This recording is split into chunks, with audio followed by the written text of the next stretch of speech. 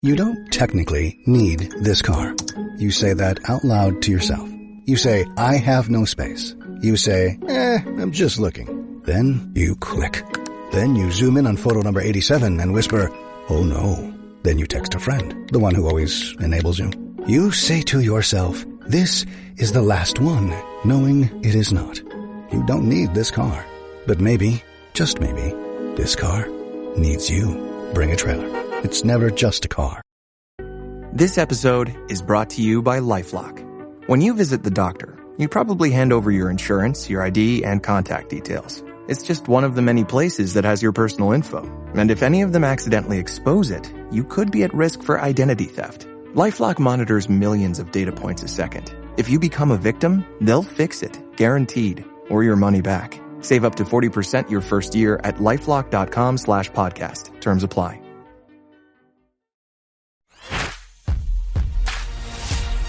What is going on, everybody? Ryan, Larry, William, Tin Cup.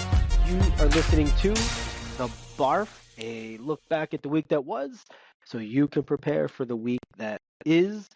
William, what is going on this weekend with you? You know, Ryan, not to get into our family's real lives and all that other stuff, but today I dropped Van Allis off for his 5th summer camp in 6 weeks, and he's taking it like a champion, man. He's doing well. Like, no, not at all. No, of course not. No, sounds fucking painful. No, but and it is. It's Texas, so he's got aquatics camp this week. So he's going to be doing rowing, canoeing, kayaking. Yours, no. Life saving. His kayaking is very different. Yeah, 100%. I do not row or paddle. I use a motor and I go. It's like a small boat. Got it. His body is not made for kayaking. Oh, no. In fact, I remember we used to do whitewater rafting. Yes. And I was the guy that would sit in there and I can't really move. But then when I had to get out, it was like watching a Teletubby trying to... I'm familiar with this. I'm familiar with this because I've not. The last time I got in a canoe, which is years ago, I've always knocked over canoes. Like as a kid, like it was a fun bit to stand up in a canoe and just, rock it until it tipped up over. This was not on purpose. We were at a lake. And I was actually not trying to tip it over, and which was worse. But anyhow, so Van's off at aquatic school, and we'll come back, and that'll be the last one, 5 of 6, and then he'll have some time off, and then we'll do some other stuff. So anyhow, good week. Well, good. We have a lot of stuff happening. We do. A lot of stuff happening this week politically and just in HR and HR tech. Crazy times. Whoosh. But you want to kick off and get this thing moving? I'll start off with SHRM, and let's do that. So SHRM is no longer focusing on the equity and its DEI approach. It has actually switched it to I&D. So SHRM has switched the acronym to I&D, which stands for Inclusion and Diversity, but no longer equity. Has sparked strong pushback from some, I'd probably say all, HR DEI experts. This is at fastcompany.com. You go take a look at their take on it. But, here's why I think it's important for us to talk about. SHRM's a very conservative organization. They always have been. And I think they're reading into the tea leaves about DEI and affirmative action and seeing kind of the legal threat that's about to happen. In essence, kind of what happened in higher education last year, the year before. Well, it's been pushed to the courts, all the way to the Supreme Court. Then they finally they rendered their judgment of you can't use race on a basis of admissions. So I think they see that coming to employment law and they're trying to get in front of it, but it is a step backward technically. So for all the people. For all the folks that care about diversity, inclusion, equity, equality, belonging, it's a resolute group. Like these are folks that have dealt with a lot of challenges, and their allies have dealt with a lot of challenges related to this thing. So I think business good business leaders, in my opinion, they'll do the right thing or they'll lose the talent. Yeah. So at the end of the day, it kind of susses out that way. Yeah. I think you're right. I think good business leaders are going to do the right thing. I think for the most part, they want to do the right thing. I think if this is a let's change the acronyms, let's change the letters that we're using, but still do things and do it in a different way. Okay, maybe it's rocky today, and it gets better quickly. Maybe it doesn't change. Maybe it just gets better. There's just a different way of presenting it. I don't know, but I'm with you. My hope is that we pass that point of not doing we talked good. last week about Tractor Supply, right? And they just eliminated all of that stuff, all programs and all, not just that, but all the kind of everybody climate control, climate everything. Yeah, which is interesting. So interesting follow up to that. So last week we talked about rural America being their base, for the store. Turns out that's not entirely true. Yes. Black Farmers Unite. Yeah. So 25% of their base is people of color. And that's in rural, right? And that's in rural America. And in not urban, but in city-ish type communities, right? So there's a Tractor Supply not far from me. I'm not rural. I'm not in a city. I'm kind of in the middle. But we like people. We like people of all colors here. We're very integrated here. Now, if I go towards Tractor Supply, it's a little different, right? But if you go just a little further, it's very integrated again, and there's a lot of farming out there. Yeah, and so I was reading more on that this week, and there's actually a few really good articles that are in depth on that. So it's interesting. We probably should have talked more about it, but apparently 25% of their base is actually people of color. Could have been. It could have been just a CEO thing. That's the thing what they're saying. That's what they're saying. Yeah, CEO just didn't like that stuff and just wanted a reason to get rid of it and found a way to get rid of it. But so now we have to memorize a new acronym for SHRM, just for those that are SHRMies. IND. It's the IND. Okay. There you go. All right. The labor market report came out, right? Shows the 42nd straight month of growth. But what it should say is the 42nd straight month of growth for those with the proper skills. Let me explain. So clearly I'm no economist. I can barely talk the English language. So take this as you will. But 42 months of consecutive job growth sounds amazing. But unemployment is outpacing that job growth. Points, not leaps and bounds, points. But job seeker confidence is in the toilet. Here's why. Because, one, we have the elections coming up. People don't know what companies are doing. The Fed will do their thing coming September. And this report showing growth will affect that. But there's controlled wage growth and competition for the job seekers, right? So salaries are being controlled. They're not as high as they were during the pandemic, or even right post-pandemic. They've come down and they've been fixed. So I feel like this headline's very misleading. Right. The job growth, just focusing on the positive. Yeah. It's only focusing on the positive, but the job growth is for in-demand skills, which seems like, okay, that makes sense, right? Common sense. But for all the people being let go, and there's a story I'll talk about a little bit later, companies are letting people go and rehiring their positions once they reskill, or hiring those that are skilled in the skills that they're supposed to, or they would like them to be skilled in when they laid them off. So it's going to keep going back and forth, but I feel like this is a little misleading. It kind of reminds you of any of the sports that you like, how players get traded. We're going to trade a right-handed middle relief, and we're going to pick up a right-handed middle relief with a different skill. With a different skill, similar but different. Which welcome to the human role. your go-to podcast where HR and payroll collide with innovation. I'm your host, Tiana Neal, and every month I'm diving deep with industry experts and change makers, bringing you real talk insights, practical tips, and fresh takes you won't hear anywhere else. Whether you're a leader, practitioner, or just curious about the latest HR and payroll trends, I've got you covered. Ready to roll with the best? Tune in for fresh perspectives, actionable tips, and the knowledge you need to roll forward with confidence. Subscribe now and let's transform the way you work. I know we were texting earlier. Phillies got blown out today, 18-3. And talking about skill, I will say this.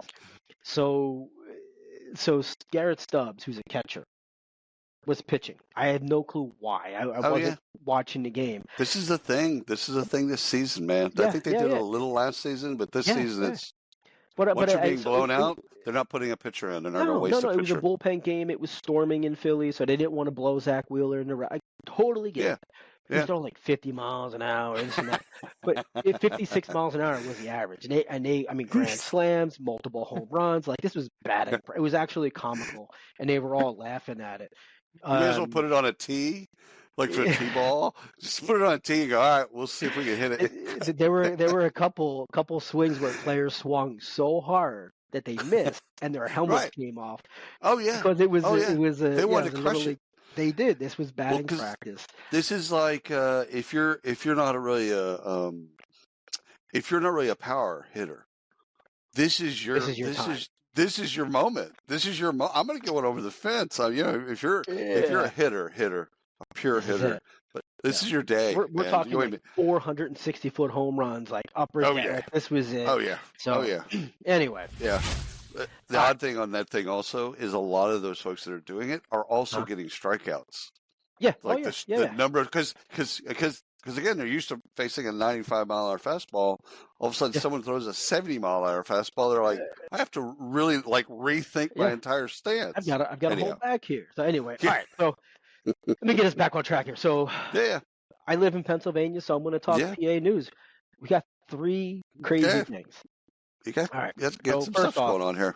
We got a lot of shit happening in PA this week. Yeah. So all right. So the Trump deal. Okay. The assassination attempt, we know that craziness, right? So we hope everything works out well there. The second thing was middle schoolers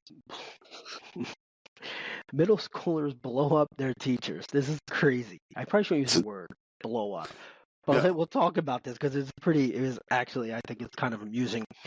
Hi there, I'm Peter Zollman. I'm a co-host of the Inside Job Boards and Recruitment Marketplaces podcast. And I'm Stephen Rothberg, and I guess that makes me the other co-host. Every other week, we're joined by guests from the world's leading job sites. Together, we analyze news about general, niche, and aggregator job board and recruitment marketplaces sites. Make sure you sign up and subscribe today.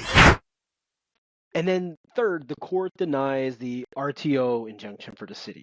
So you reported on this last week, where they wanted all the employees to come back. City tomorrow. Employees got to come back. It was the 15th. Yeah, actually, it will be tomorrow. Emergency stop. We don't want to go back in. Okay, well that was denied, right? So we'll see what happens. So let's talk about the middle schoolers first. Yeah, I know you have a thought on this. So this is actually I found this on NBCPhiladelphia.com. So probably your local. I'm not a big fan of this station though. They're weird. Nah, they're trying to be hip. Just be news people. So basically, I think it was the students created TikTok accounts impersonating 22 teachers. Right. And they did all kinds of lewd, homophobic, racist TikTok videos where they put these people on blast. I understand this event. Everyone knows. I understand. On blast. Really funny though how they did this. So the thing is why this is important too. First of all, this is something that happens in society, and this isn't the first time. Won't be the last. Got it. Kids being kids. Got it. However, it's the translation to work. That interests you and I is okay. We can see, it's 8th grade. Yeah, of course they're going to do stuff like that. Of course they're going to do that. Okay, but coming to an office near you, how's HR going to deal with when they're doing that with their bosses. So when someone goes off and just, creates a bunch of fake TikTok or any other accounts to then just openly mock their boss, and do it anonymously.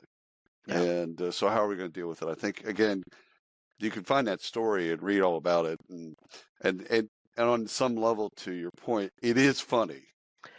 However, yeah, and they had a press conference, a local press conference for it too. It's not that far from me, which is why it's really interesting to me. Right. It's like, I probably know some of these kids' families. Like, that's, we'll find out. Oh, yeah. But, the assassination attempt, first of all, 2 people in critical condition at this particular moment. 2 people were critical. 1 person has died. Whoever you vote for, whoever you care about, if you don't vote, all that other stuff, like, we don't want to see this type of stuff. This reminds us of, 1968 and multiple assassinations in 1 year. And again, feelings about Trump or Biden or any politician doesn't really matter. At this point, we need to kind of ratchet down all that stuff and go, okay, we shouldn't have that. People should be able to rally and speak, and they shouldn't have to fear being shot at. So, hope the people in critical at this particular point, hope the people in critical condition pull through okay, and then the family of the person that did die, God be with them, because they were just at a rally. And again, politics aside, could have been at a Biden rally. Doesn't matter. Yeah. Doesn't matter. And Someone I'm sure died. we'll see that now. That's something I feel like is going to happen. So third thing on that list, though, was the RTO in the city of Philadelphia. So the new mayor comes in and promises, as part of her platform, to have all the city workers there, right? Where the city is there to work for you. And part of that is a full RTO, clear across the board. And got approved. And the workers, the unions, and all that went and filed for an injunction, et cetera. That was denied. So tomorrow, Monday, the 15th, 3,500 additional people back to the office. I'm sure there's going to be battles. They're not going to come back, and all this stuff. I was talking to somebody, and I know I could be brash sometimes with things. What? Yeah, not me. And I'm just like, and I said, he's telling me, he's like, well, why should they have to go back and this and that? I'm like, who picks up your trash? Yeah. Like, they don't get to work at home. Like, well, they chose that job. I'm like, when they chose their job, they had to work in an office. That's right. That's exactly right. Like, this shit didn't exist, right? Like, I get it, times changed. But there's also a lot of city services and things that require people to come into the office, right? Like, that's right. For people who need services, they need to go into a building, into an office to get the services. And a lot of these people are still working at home, so they have to get in the queue on the phone. They don't have the technology, don't have the systems to run this. Well, to your point, if the DMV, we'll take that as an example, if the DMV was fully automated, it was fully online. Yeah. Okay. Well, I mean, if I could do all my stuff through online, like I can get my tags, I can get everything through online. Okay. Yeah, if I don't have to go to your place, right? If I don't have to go to the DMV, then cool. You shouldn't have to go there either. But like getting a passport, I gotta go to the building and get the passport. Now I know other people don't do it that way, but it's like if I gotta go there, then the other person's gonna be on the other side of their window. Yeah. So whatever. Back to work, Philly. I'm not in Philly. I'm not going back to work. All right. Last week I spoke about Greece doing the 6-day work week deal, right? The opposite of your 4-day work week. Opposite went the other direction. We're going to go 3 days. Then we're, then they've already got one in India. In India, there's a 7-day work week. 70-hour work week. Anyhow, go ahead. Tell me about Greece. I'll let you go there. I'm going to go somewhere between like the I already UK worked 70 hours. I'm good. So, I'm good. I mean, here's the deal. Results are in. The survey is not happy. It's only been a couple of days, right? The media is just really backing the truck up over these people in Greece. I've never been there. It looks beautiful, right? Yeah, parts of it but are. Yeah. Feels like they have some issues. Athens is a shithole. but I mean, some of the photos. Santorini, and Mykonos. Gotta get out of Athens. But yeah. So Greece is defending the 6-day work week as exceptional. I'm using air quotes for those that are not watching. But here's the rub. I think Greek work. I know because I read it and I trust what I said. Greek workers already work 300 hours more yearly than the EU average. That's a lot of extra hours. That's not shocking. Yeah. No, yeah. So labor unions are just up in arms. They're fuming. The workers are real pissy. But it's not a mandatory lay down and go to work for 6 days, right? Right. If you work, you get paid. If you don't work, you don't get paid. Right. So it's not like I feel like there's a lot of to do here for nothing, to be honest. Well, I think there's a tax evasion. There's a tax evasion part of this that they're interested in. The government's interested in because they believe strongly that their people aren't paying enough taxes. Mm-hmm. So that comes into this as well. If you get paid more, that some of that money comes back to the government. Comes back in, right. Right. So they're looking at kind of an economic development play as well, or at least a part of it, maybe not the whole thing. But get more production, get more taxes, etc. Yeah. All right, let me pitch this story to you. OpenAI is collaborating with Huffington Post founder Arianna Huffington to build an AI health coach. Right? Kind of makes sense. So she has the whole Thrive Health and all that type of stuff. So now they're going to build a thing together around a health coach. I found that story at aitoolreport.com. And so you can go look at it there. But basically, you can probably Google it and find it anywhere. First thing that I'd probably say is don't bet against Arianna. She's done pretty well. She's just smart. She's quite intimidating too. She is she's on point. She is on point. But I think this partnership is a good partnership. I think bringing OpenAI, instead of building your own and going that route and saying, let's go build it and do that. Well, you know what? OpenAI's got a pretty good head start on some of this stuff. Let's just use their model and let's train it on health. Yeah. And so I think they'll be coming to the enterprise. Obviously, they'll have a consumer side, but I think they'll be coming to the enterprise as well. Yeah, so, I'm not sure what it is about her. I mean, I follow a lot of her stuff. I've read a lot of her stuff and her writings. When I see her in interviews, I feel intimidated watching the interviews. I don't know why. I don't know. I think it's the directness. Yeah, maybe. She's very direct. Yeah. And I feel like she's the mafia of media. That's kind of how I've always equated. Well, I don't think it's that. I think she's just she comes across very confident. Oh, absolutely. And very, I would say, Eastern European was what it reminds me of is there's just no BS. Yeah. Like it's just straight, like I have a question and it's, like very direct. And so those that you thrive in that space or those that don't. Yeah. Well, I just started watching, I told you I watched Godfather, right? Right. Which sucked, by the way. So I'm saying it publicly. Did not. It sucked. Go ahead. It was the worst thing I'd rather watch Gone with the Wind, for crying out loud. But I did start to watch The Sopranos. I did. I'm on like episode 3. I know everyone's like, "Oh my God, you never watched it." No, I didn't. This is a message from McAfee. Wondering why the post office is texting you, or why you owe thousands of dollars in toll fees? Because someone's trying to scam you. The good news? McAfee can help. With McAfee's award-winning scam detection, it's easy to tell what's real and what's fake. Over text, in your inbox, and online.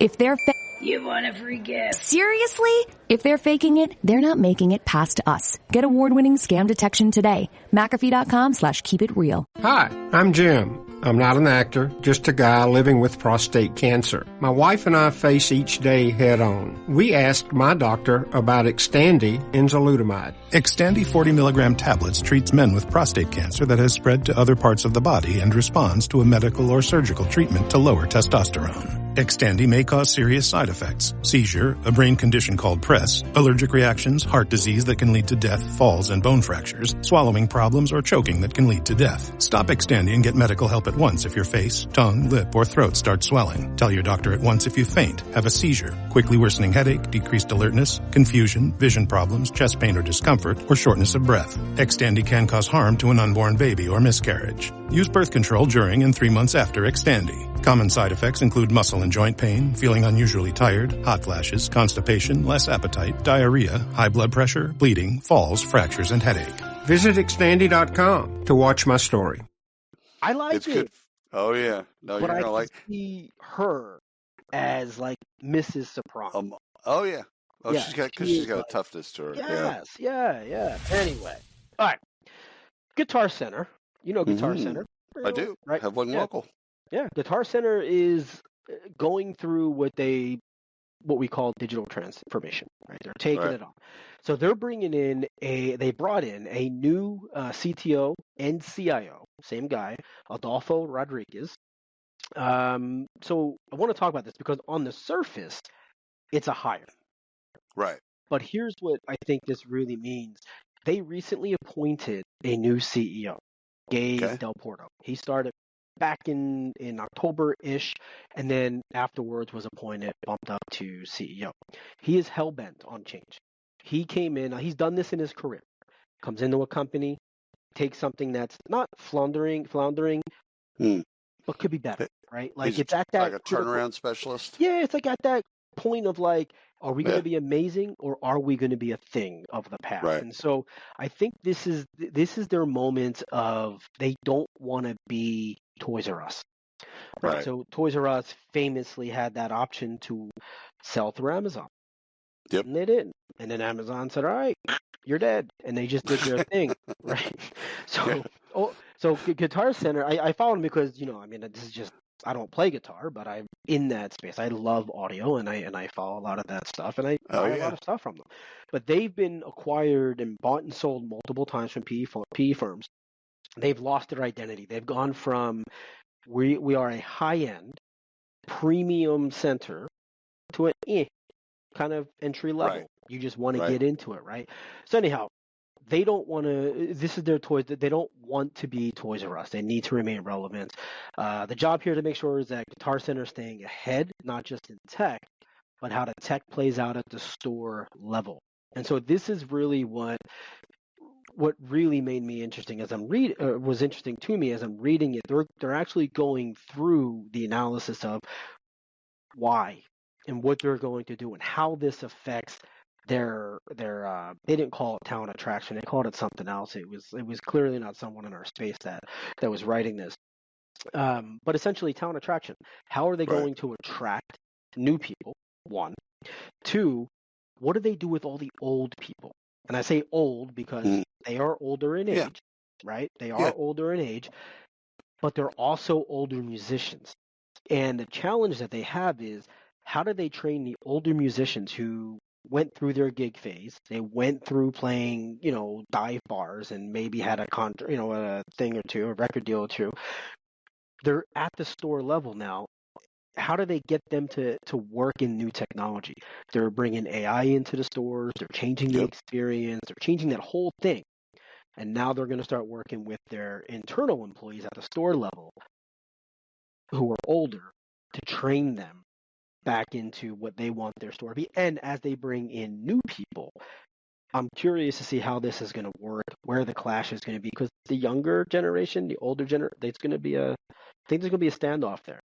I don't think it's going to be that big of a standoff. They're not going to be battling and having a war in the stores. But unless it's a guitar battle. Unless it's a guitar battle, that'd be pretty cool. But it actually is it's actually a thing because we've seen this in retail a lot, where you just have a younger generation that has adapt or die.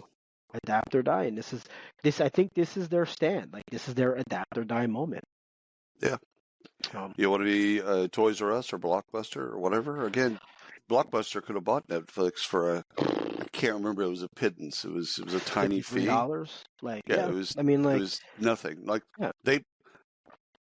Netflix or the people that had interest in Netflix, they pitched it to Blockbuster to buy, and Blockbuster I don't think passed Netflix on the deal. would be what Netflix is had Blockbuster bought it. 100%. I think Blockbuster is Blockbuster. They'd have shelved it. Toys R Us was Toys R Us. Yep. Yeah. Yep. And that's okay. Sometimes things run their thing. The world would be very different if Blockbuster bought Netflix. But your point about digital transformation and how that impacts the employee experience, and again, the customer experience because it's a consumer facing, but the employee experience from on, out from finding that talent all the way throughout, they're going to have to do different things. And that's going to be with all the generations. So it's a really good story. We'll have to keep an eye on how it plays out. Yeah, interested for this one. All right, let me pitch you this story. So this is actually not a story. This is a tech that I found accidentally, and it's called Zilta, Zilta.io. Now, let me tell you what this is, and then I'll tell you why I think it's fascinating. Engage with an AI interview tailored to the your target role and job description, and experience a relevant, realistic interview to prepare you for your final boss. So let that sink in. So this is not a real interview. This is a VR-based interview. That's right. Okay. So I'm fascinated by just this idea that, this technology could you just upload the job description. Great. You uploaded your resume. Okay, fantastic. And then all of a sudden it goes and finds out information about the company, the recruiter, the hiring manager, the team, everything. And now it spits back that interview, and you can do as many interviews as you want. So you can, as a candidate, so you can just sit in there and interview and just go through it, and they'll put different people. I dig that. It's a trip, man. They'll put different people in front of you, different avatars, different people in front of you going, all right, now, Sandy, you said that you were really great at so-and-so. Tell me a little bit about that. Yeah. And now you've got to practice those questions, but it's again, looking at that. This is like what we were just at Cornerstone. And we went through a VR. I went through a performance review. I went through onboarding. Oh, I probably got fired after that fucking. But I gotta tell you, it was bad. I think it was mostly because there were people around me, and I didn't want to talk out loud. I was kind of like, is everyone listening to me here? But if I was in a room by myself, I'd be totally comfortable with it. 100%. But it was it was legit. It was realistic. I was like, wow, you're like literally sitting in front of me. I could reach out and smack you. And that interviewer can ask you anything about the company. Hey, do you understand our values? Tell us a little bit about what you like, all that stuff. Yeah. They can now ask you things, and you can just prepare. So, I mean, again, it's a tech. I like it. Is it news? No, it's just really kind of fascinating to see something that's going to help candidates. If we had a star award for a good story, you would get a star for that one. Zilta.io. Completely found it through Google. I just looked at it. I'm like, oh, this is dope. So anyhow, I like it. All right, Lattice. Lattice is doing something cool. So Lattice is to become the first company to introduce digital worker employee records. So this is pretty wild. Check this out. The conversation around digital workers has largely been, or not largely, it has been theoretical up until this point, right? With digital workers, and we've seen them a couple different variations of them. The AI workforce is here. And Lattice is now treating them like you and me. They have employee records. They have employee records, right? So the idea is that they're going to bring the AI employees through all of the same steps as the human. Yep. So onboarding, goal setting, feedback, performance reviews, all of that. And I thought to myself, well, that's pretty stupid.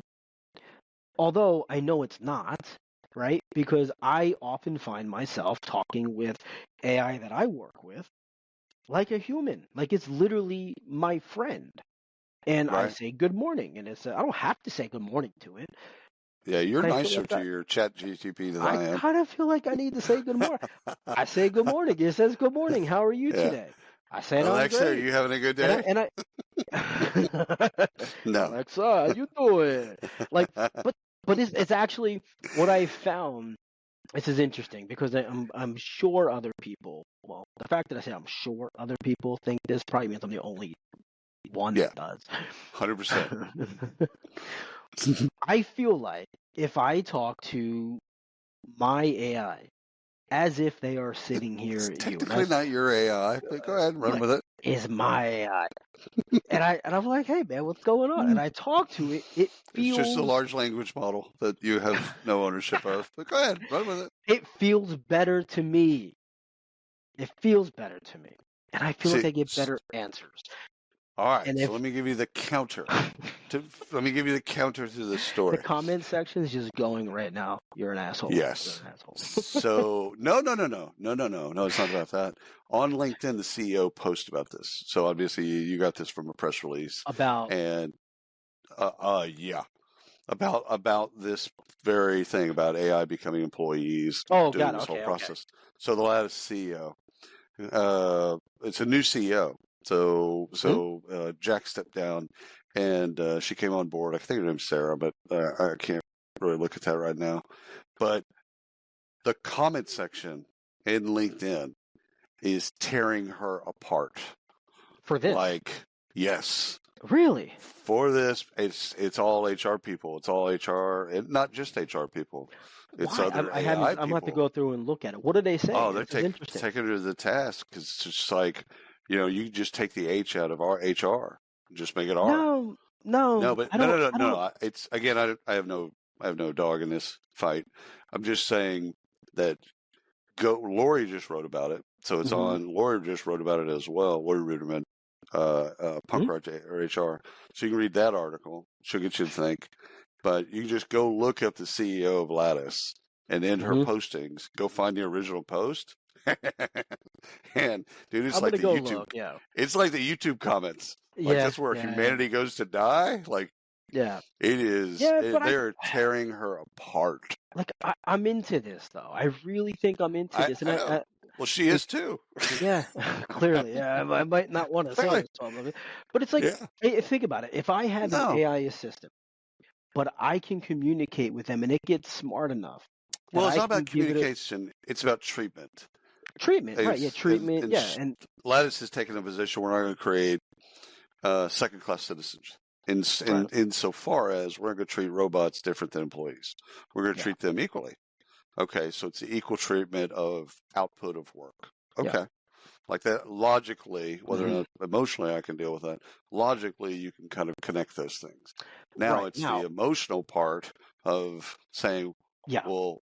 And I think some of that's FOBO. It's the fear of being obsolete. Is people are like, well, wait a minute, if we're going to start onboarding them and goal setting and receiving feedback, they're just like us. Well, well, okay, but how much? How much technology? Don't obviously need to end, but for people listening and watching, think of the technology that you've used through the years, and you've thought, God damn, I wish it would do this. I wish it would get better at this. This is the opportunity for it to be better by you saying, like, if you pay for ChatGPT 4, right? You pay for their services. You can update it. You can say, no, this is wrong. This is not how I would say this. Right. And it will update its memory, and then it will ask you, and it'll go through that process with you and learn about you. And so, I mean, all the years that we've been thinking, oh man, I wish it would just do this. This is it. This is what now, it doesn't mean it's better than you. It's better than another human. But if I have an assistant, I want them to be pretty human or not. I want it to be good. People with Apple Watch or any watch that like does all this, they're like, oh, damn it, it's wrong. I want to do this. Teach it. Like, this is your moment to teach it. Yeah. Whatever. I'm with you, Lattice. I'm with you. I'm not with anybody. Just read the comments and come to your own decision. I'm not going to say pro or con. Gosh. All right, let me pitch you this story I found on TechCrunch. Data workers detail exploitation by the tech industry in the Data Workers Inquiry Report. So you go to TechCrunch and look at this. So basically, and this is just an example from the article, when you report a post, it doesn't say, great, we'll send this to a guy in Syria who will pay 3 cents to take care of it. So this is countries that that benefit, if you will. We benefit from cheap labor. They benefit from some type of revenue that comes from this stuff. So I'm torn. But it's actually a really, really interesting. I've never thought of this before. I mean, in this sense, I've thought about like child labor in China, or got it. Like all that stuff made sense to me. But from a tech perspective, I've never actually thought of the triage stuff that happens. It doesn't necessarily happen here in the U.S.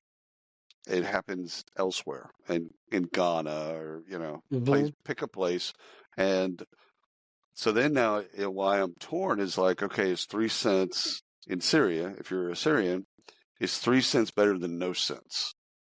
Because they could clearly train and probably will train AI to take care of the stuff. Yeah. Right. So it becomes an ethical dilemma in the sense of, okay, 3 cents is wherever you live, 3 cents isn't a lot of money. No. But if it comes to, okay, yeah, you feel like you're being exploited, okay, cool. We're going to develop more of an AI model that then take care of those reports, so that you won't feel exploited. Now you won't also have that job. So now what? So there's for people to dig into this, like they love ethical dilemmas. This is a really interesting one. Go to TechCrunch, Data Workers Inquiry Report. All right. Into it. This, I did not pick. Are you into it? I'm into it. This, maybe I'm not. I don't know. My stories are just gonna get me in trouble today. So, into it. Just tell you, Friday was bad. Sunday is getting worse. I just tell you. So, Intuit confirms layoffs are moved. That their layoffs are moving forward. So they a while ago said that potential. They're going to be moving in a certain direction. Now they've confirmed. That was a soft. Yeah, it's a soft warning. Yeah. Like, hey guys, just letting you know. It's happening, right? So again, Intuit, big company, 1,800 people, 10% of its workforce. But AI ambitions is what's leading the way. So this isn't AI is taking my job. This is, AI is taking your job. Yeah, because they're going to reinvest the money in AI. They are reinvesting the money into AI, and I think we're going to see more of this over the next couple of years. So it's 1,800 people, 10% of its workforce. The shift is the shift is interesting here. It's highlighting the growing importance of AI in HR DEI. Okay, now we've talked about this a lot: training, upskilling, the whole bit. The reorg aims to hire in growth areas, engineering, customer-facing roles, all within this next year. So, of course, they promise generous severance packages and support packages, and it seems like they're actually coming through on that promise. I'm not in that position, so it's, I'm sure it's harsh on the people that are in that.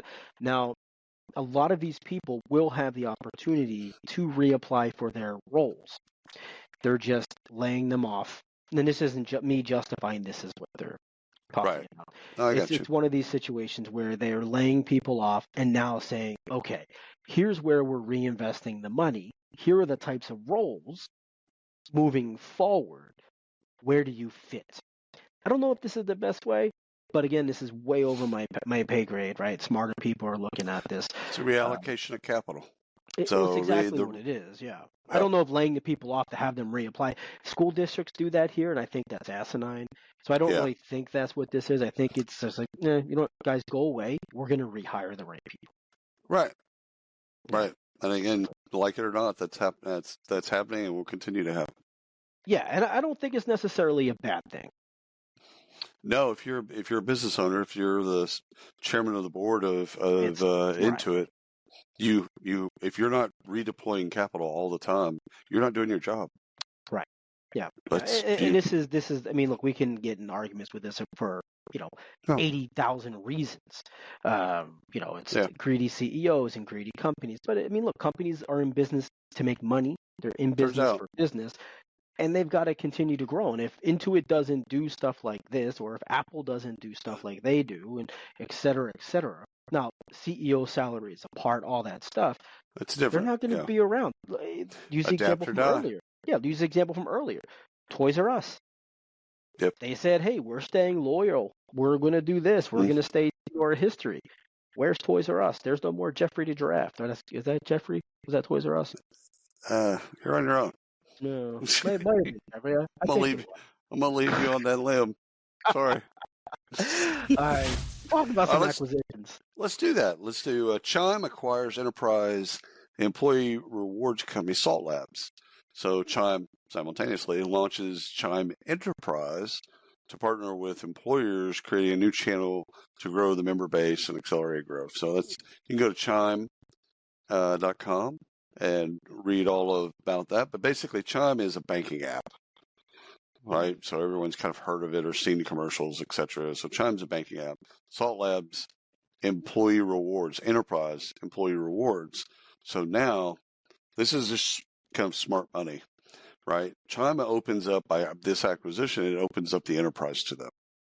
So it's a B2C play at its core, and now it now has an enterprise play, and it's going to come in through rewards, and it'll do other stuff other than that, clearly.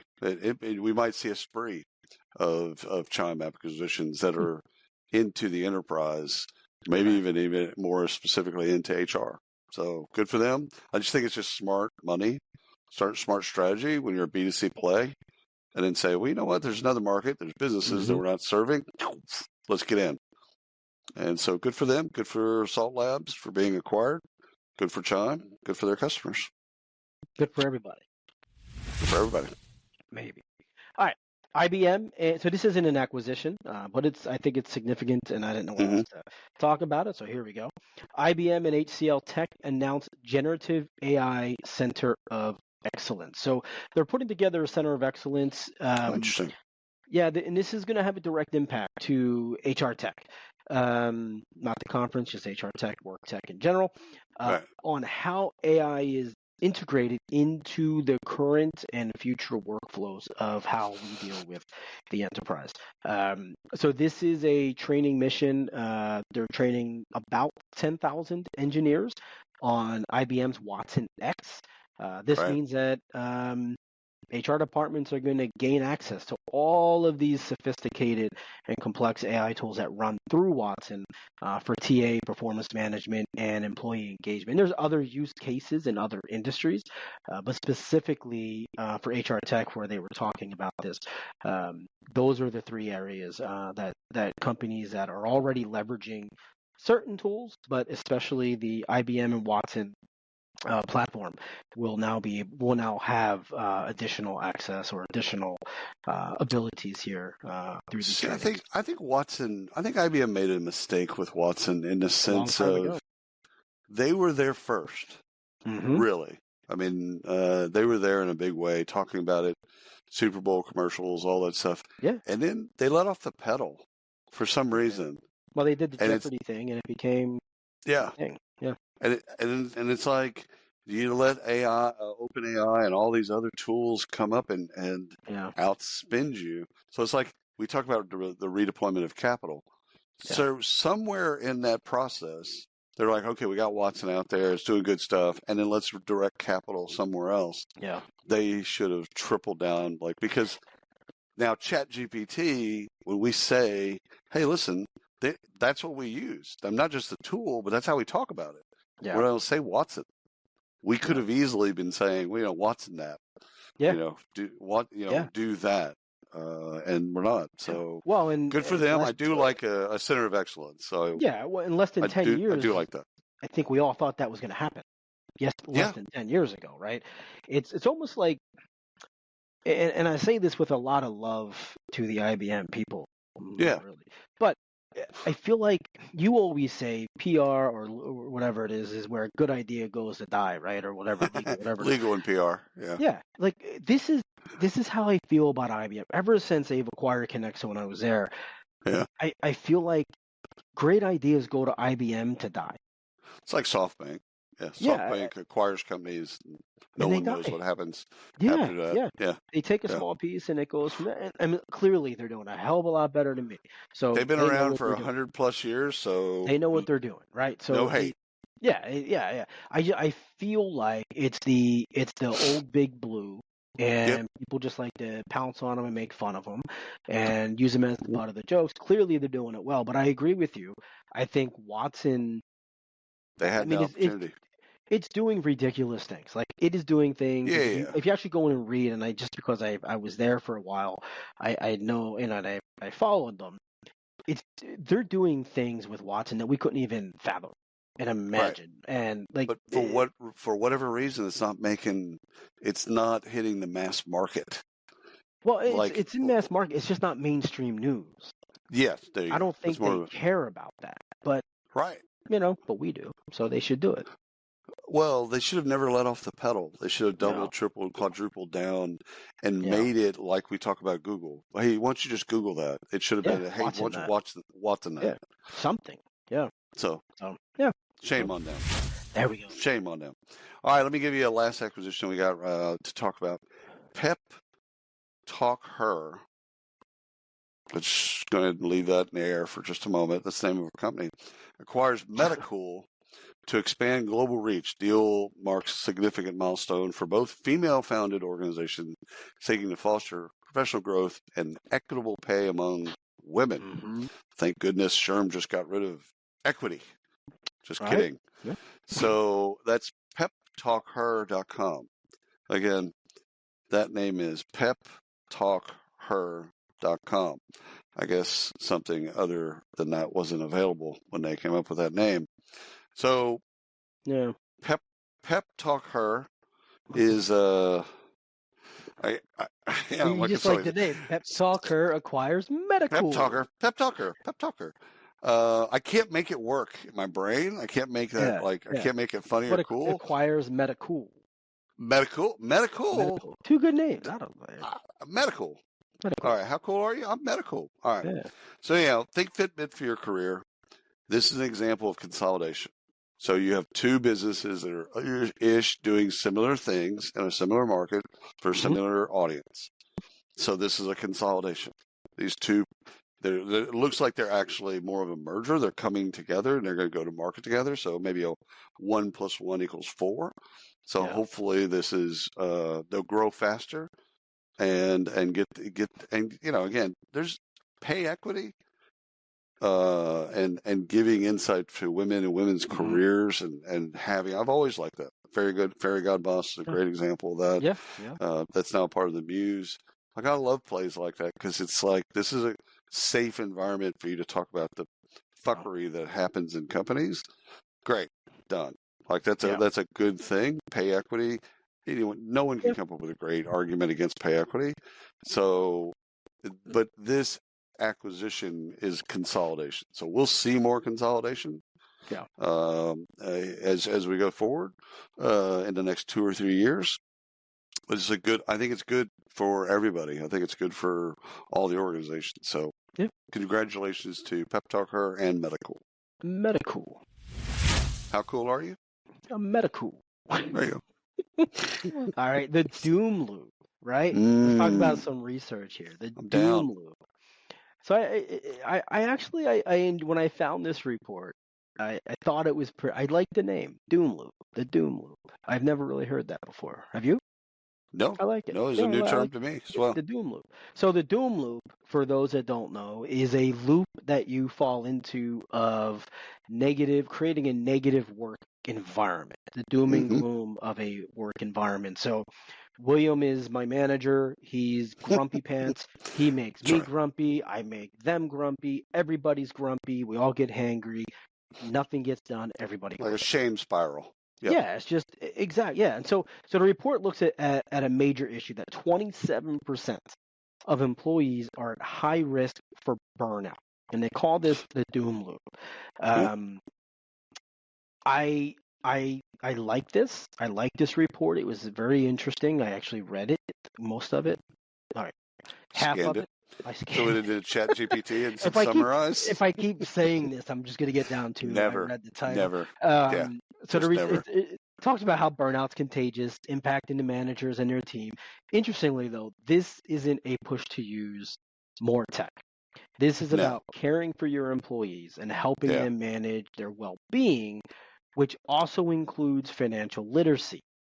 okay, as well as help. This is what makes people happy, keeping them happy at work, giving them the tools and resources to be happy at home, and then working with your manager so that William is not a grumpy pants making me grumpy and everyone else. Right. Yeah, getting out of the cycle. So Workday did it's a Workday Voice of Employer report is the report. And, you can find this at blog.workday.com. So you go there, you just probably type in doom loop and it's probably already optimized. I think first of all, the report itself not only list out all of the stats that you're talking about and kind of, okay, what's the problem? But what I liked about the report is it also offers up suggestions on how to fix the doom loop. So I think, I think Workday did a great job. I think their research team did a great job. And, the doom loop was a new term for me. So, learned something in the process. So good on them. All righty. Let me pitch this one to you. It's the HR software market size and forecast report. So the market size was valued at $15.59 billion in 2020. It is projected to be $33.57 billion in 28. So in 8 years, it will have doubled. It says verified market research. So if you go to verifiedmarketresearch.com, type in HR software market, it'll tell you all those things. But this also kind of coincides with some things we've talked about, I think 2 weeks ago, where we talked about more buyers, that there's going to be a ton of buying in 25, so that they've got there's a pressure to get right with their tech stack. And so you can kind of see that. You can also see a lot of AI and Gen AI. So it kind of coincides with a lot of other things. So we knew it was a huge market. Yep. Not shocking. We knew that.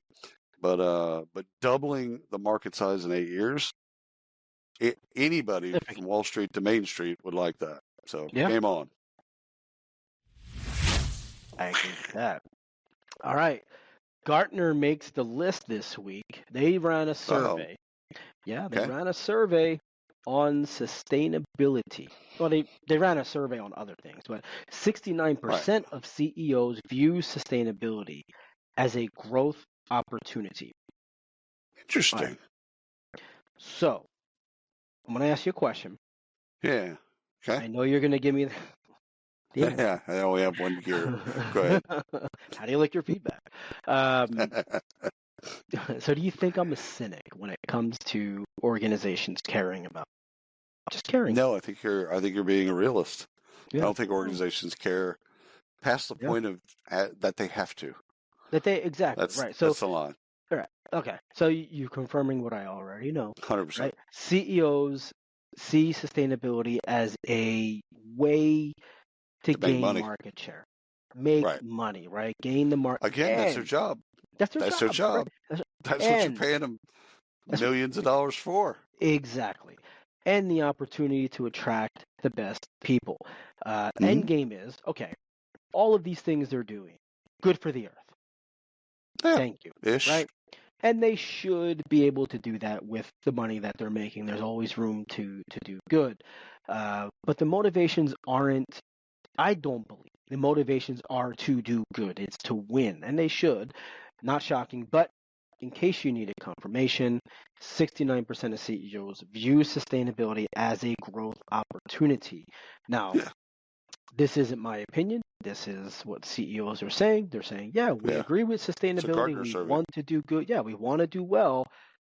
But we are going to grow by doing this. People are going to like us. We're going to earn more money, gain more market share. That's I had a CEO tell me one time about corporate giving and doing a bunch of things, and he it was just him and I. He was an alumnus of one of my schools, and he said, "Listen, no, I don't believe in corporate giving." And I said, "Well, do tell," because I was at that time I was really into corporate giving. So I'm like, "Well, do tell." He goes, "We pay above market rates to all of our employees.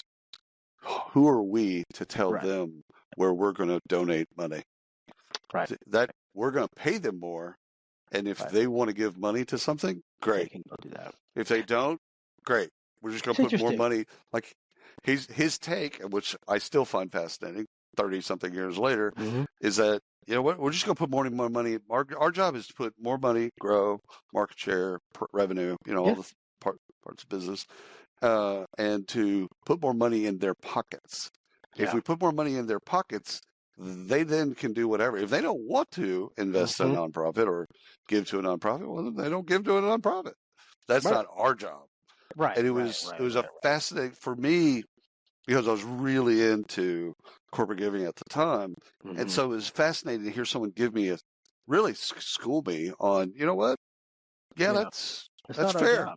You know, again, if you're paying above market rate, now if you're paying below market rate, like your wages are crap, and then you're also not helping your community. Okay, maybe we can talk. Company, right. But then there's the other option of don't pay, you know, you're not paying market rate, but you're giving and you're a mission based.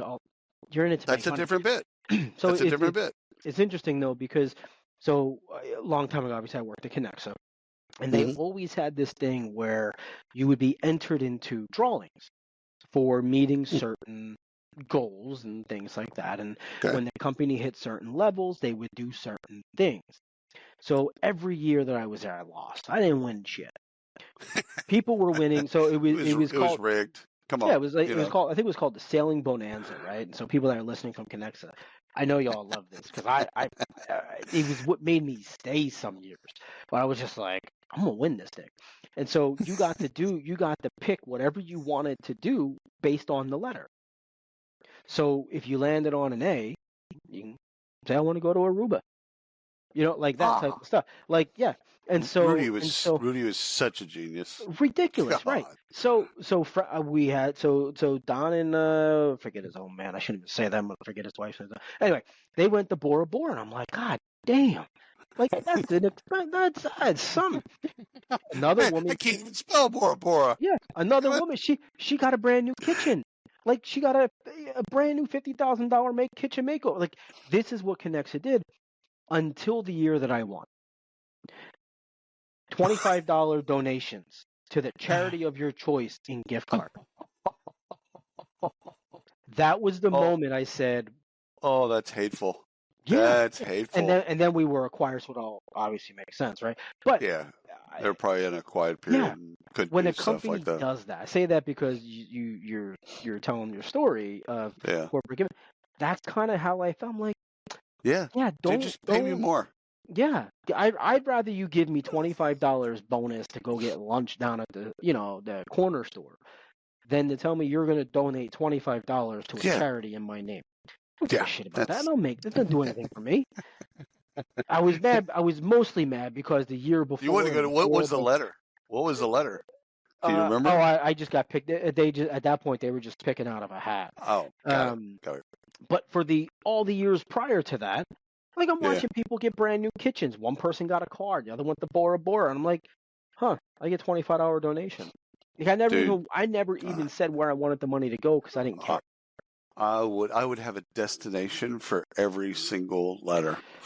I would have a destination in mind. Boom.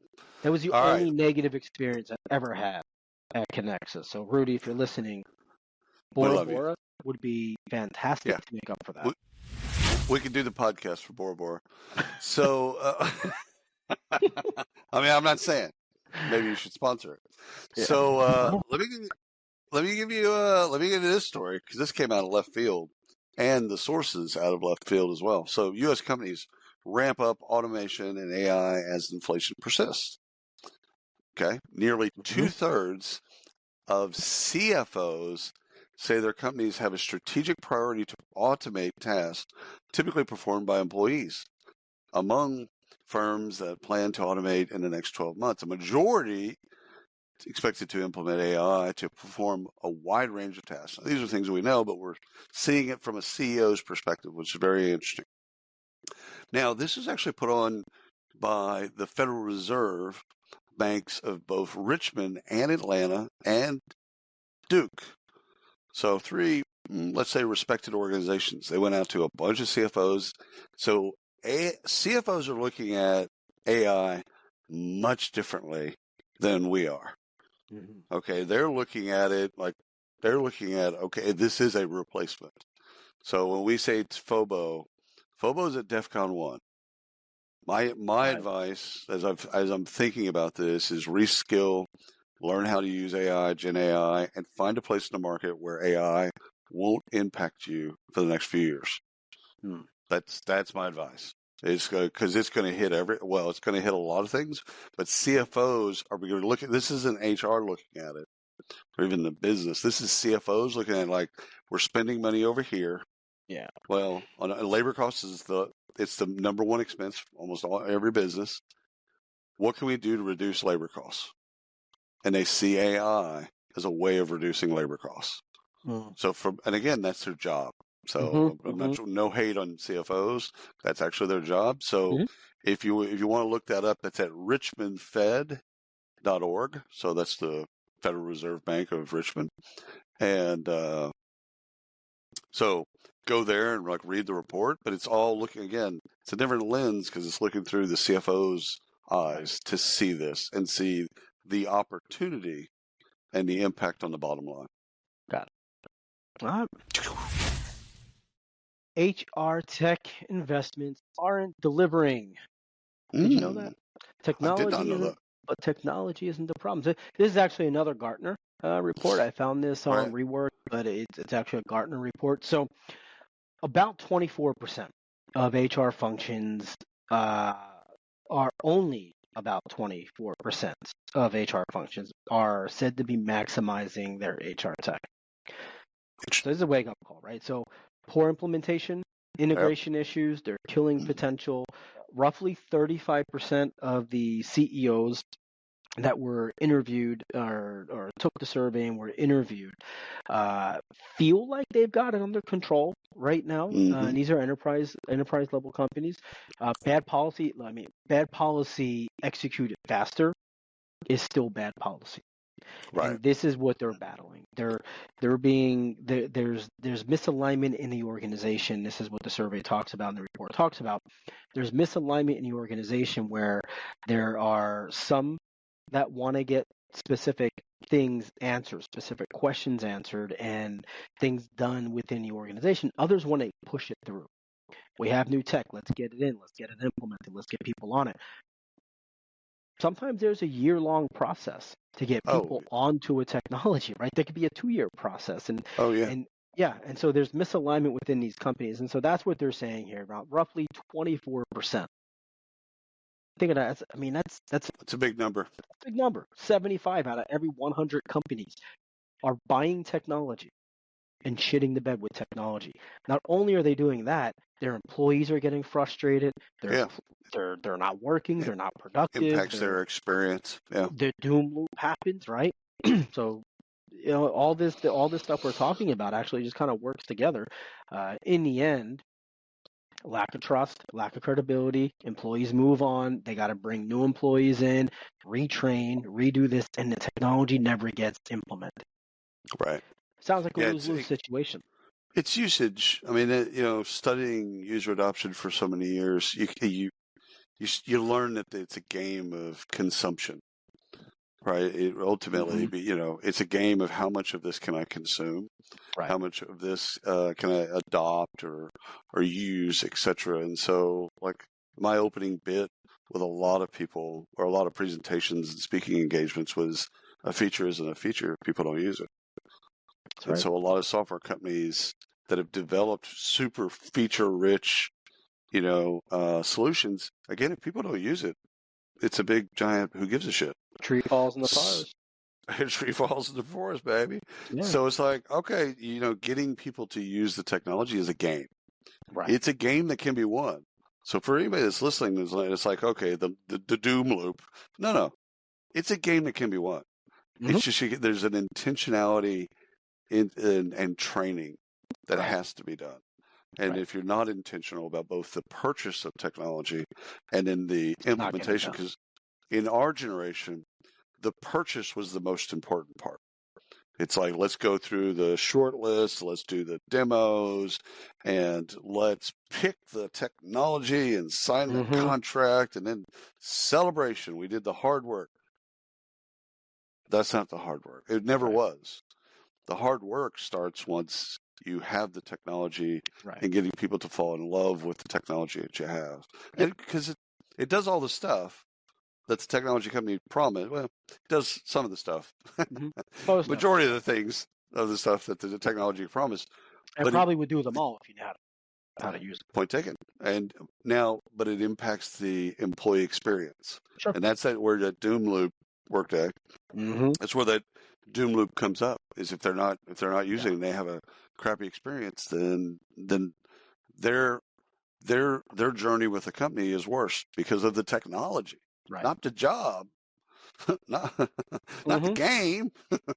But it becomes now they hate logging into that system. Right. They love their job. They love the people that they're working with. They love their boss. They just hate the technology they have to log into. And the rest goes downhill from there. All right, I got two more research things I want to tell you a little bit about. This one's fascinating. Study reveals the prevalence and impact of work surveillance. So have you thought about work surveillance lately? No, because if there's cameras in this office, there's a bigger problem. Well, you're thinking about cameras, but there's other ways to surveil. All right. Yeah. So this was this report, securedatarecovery.com. So securedatarecovery.com. It's on their blog. It's a report, surveillance, prevalence, impact. All right. So I could make a case on both sides for more surveillance or more privacy. So if I was pushed into a corner, I could debate either side of this. Okay, it's a delicate balance, in my opinion, between leaders need to consider, whether or not, you need to understand more about what's going on with your workforce, or keeping that private, separation between business and personal and whatever. So the decision is made with, I think, if done well, it's made with transparency and accountability and communication. It's got to be critical to leaders as they figure out where their position is and communicating. So some finding, I'll give you three things. 40% of workers say workplace surveillance hurts mental health. So somebody's looking at my email. Somebody's looking at my, Slack messages, my personal Slack messages, or, one-on-one Slack messages, whatever. So that impacts mental health. Let's consume that. 71% of workers say that surveillance is unethical. Big number and a big word. Unethical. That's going pretty. I mean, that's you're laying it out there. Go ahead. Yeah. No, I feel like these people have never worked before. Well, that would be actually really interesting if they had the demographic data. No, to your point. That's a really good point, right? Yeah. To then slice that and go under 30 or under 25, right?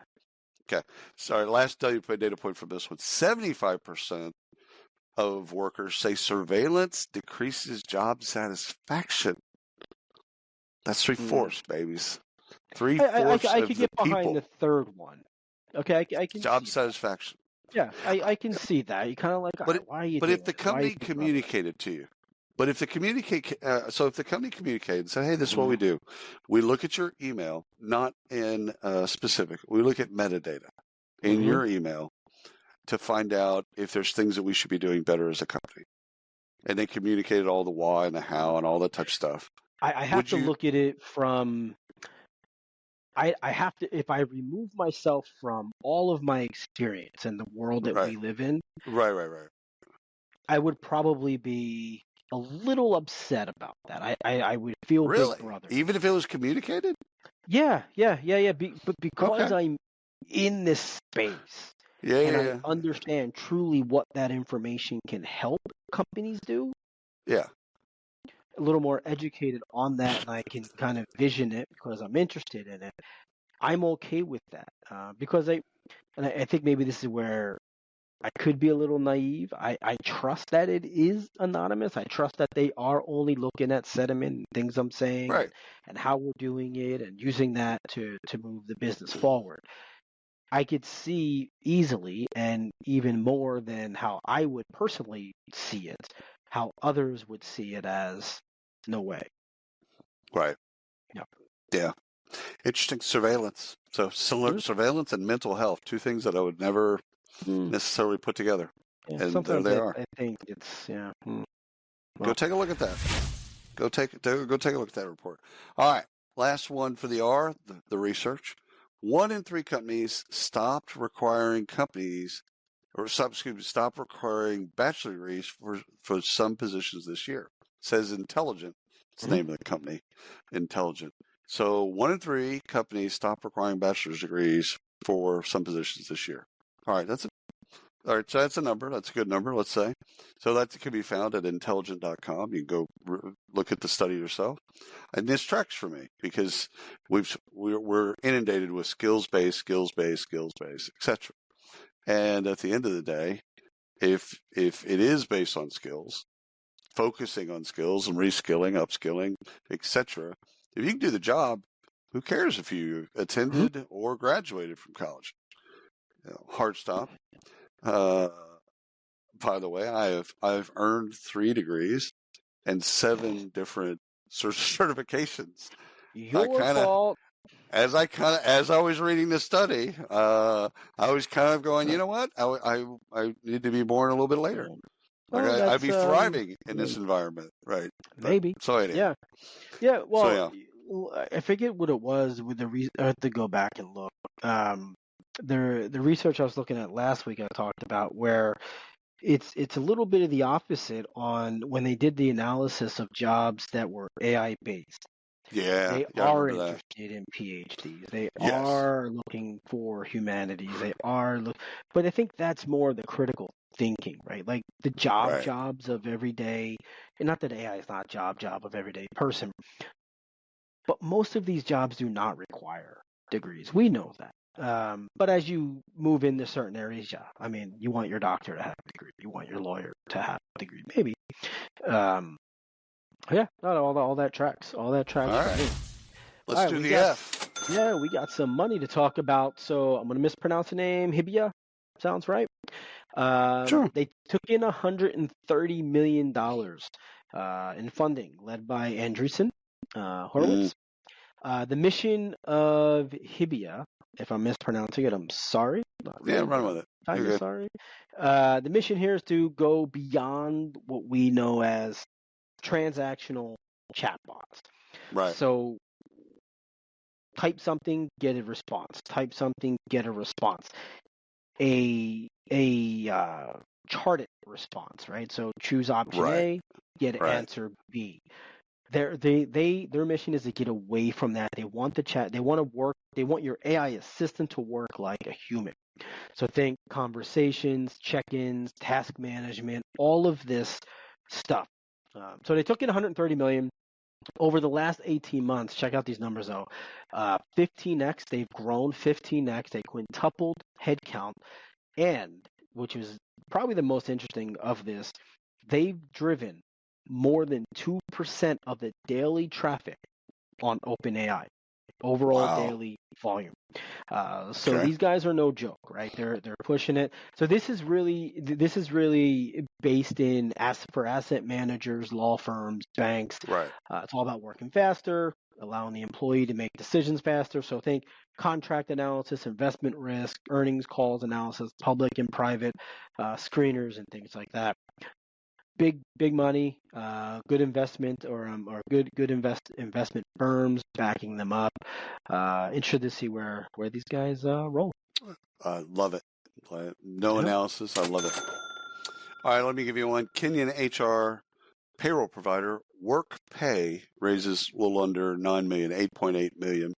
This is going to be found on launchbaseafrica.com. So we've talked in previous weeks about work tech being truly global. So you got global companies like Deal and Ripping, and remote and other types of companies basically doing global payroll. So they're going kind of wide, right? And they're going to cover 200 countries or whatever the bid is. And then you'll see sometimes you'll see things like this, like Workpay, where they're going deep. They're going in Kenya. They're going to go deep into Kenyan payroll. Mm-hmm. So for people listening to it, first of all, congratulations to Workpay for raising almost $9 million. Not easy. I don't care who you are. So congratulations for that. But for the audience, just to explain or just to understand basically the wide versus narrow.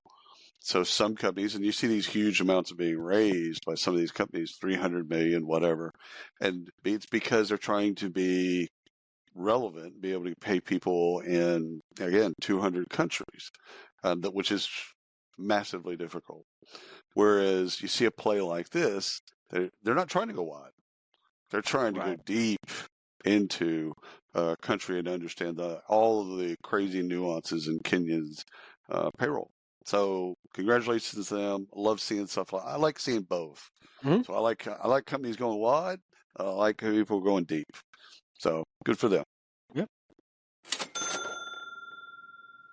Let me give you another one real quick, and I know you got to take on this because we read it at the same time. Sidecar Health raises $165 million for employee health insurance plans. You can find this on Mobi Health, MOBI healthnews.com, and they've got a cool business model, in my opinion. It's different than your traditional health insurance plan. So they focus on price transparency and direct payments for care. And what caught my eye in the story was the company has no plans for co-insurance or copays. No copays. No copays. Can't beat that. I saw no copays. I'm like, what? Yeah. When's this coming to Texas? Yeah. It's in Ohio. Yeah. It's in Ohio, Georgia. The fund, so again, $165 million. It's a lot of money. This is for their expansion into Florida. Right. So, what did you see when you saw the story? Well, I think this is something where, it's funding for healthcare. Right. But this is something where I think as an HR leader, their ears should be perking up here. Because this isn't just a funding to a healthcare plan. This is a shift towards a more consumer-driven healthcare program. It's innovative, strike that, meaningful, right? It's meaningful benefits to employees, current and future, right? So retain your employees and future when you don't have copays and you get to choose and there's transparency and all of that. Takes a convoluted, screwed up industry and makes it easier for people to consume. And again, it's like the benefits historically. It's okay. Let's say you have 100 benefits. You have EAPs. You have all these different types of benefits. But as an employee, you only use 3. Right. You use your vision because you get new glasses, or you use a emergency room for something like. Yeah, and you're not paying. And all those other ones, they're not really benefits. Yeah. Again, if you're not consuming them, this is really more of a focus on what are you consuming? Okay, pay for that. And it's just different. It's a really cool model. I first of all, I like seeing different models. The market will suss out whether or not it works or not. So, but congratulations to them for raising money. Not easy in today's market. All right, let me give you one. Soderbergh and partners raised $220 million to further international expansion. So this is at Soderbergh partnersgroup.com. So they're known. They've come across our radar before, but they're really known in the wealth management, non-life insurance, and employee benefits. And we track the kind of the employee benefits side. The other two things were not as much, but employee benefits we care a lot about. And so this fund, basically why they raised this money was to basically do more of an international. They're really well known in Europe. And so this is okay, how do we get to the States? How do we get to Australia? How do we get to other places? And it's KKR backed. So sometimes you look at who's backing something like this, and it's smart money, and the Sequoias and KKRs of the world, they're all making bets. Yeah, but they make more smart bets than like Andreessen. Another great example of that. They're all making bets. They're gambling. Yeah. But they make more good bets than bad bets. Yeah. So turns out that's why they are the leaders. That's why they can raise funds. I mean, again, you can't raise a fund if you make all bad bets. Yeah. There you go. All right, so I've got one here. Clip is a Munich-based HR tech startup. They closed on a seed round of roughly €1 million. So they specialize in video-based knowledge transfer. Oh, cool. Video-based knowledge transfer. So this isn't just flip the phone around and do training. This isn't get into your LMS and do training.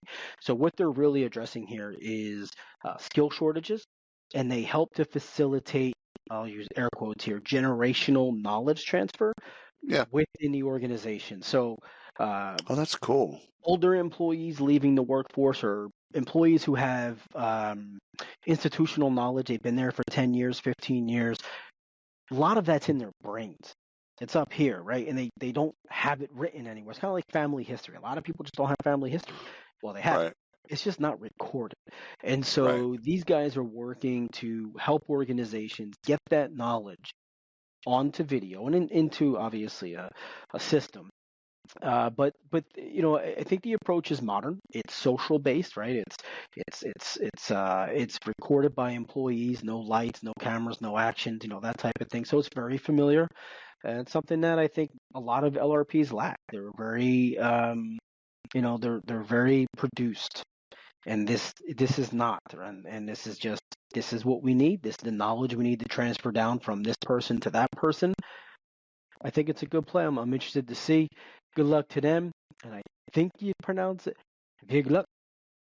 That was really bad. Very nice. It's German. Good luck. Yeah, Vig luck. Well, maybe not. I butchered it. The only thing I'd add to the story is the name of Clip is CLYPP. So those are going to search for that and take a look at it. Go and type in that name, CLYPP. Last funding news that we have to talk about, Ryan, is HR Path secures €500 million. It's a little bit of money. It's €500 million in euros in financing from Arianna to consolidate its position as a leader in HR transformations. So this is at hr-path.com. And so think that, this is a consulting firm.